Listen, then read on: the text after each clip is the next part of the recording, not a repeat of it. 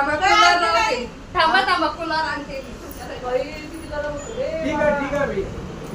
आम्हाला गरमीत राहायची सवय आहे ना, तर आम्हाला काही लागत नाही कूलर वगैरे.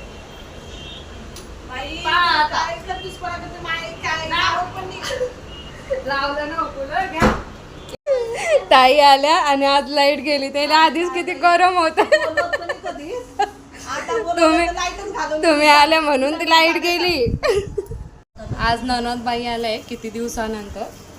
कूलर लावला तेही कूलर बंद केलं. आणि बघा 2 दिवसाचे कपडे घालून आले. कपडे देते ते पण चेंज करायला मागताना.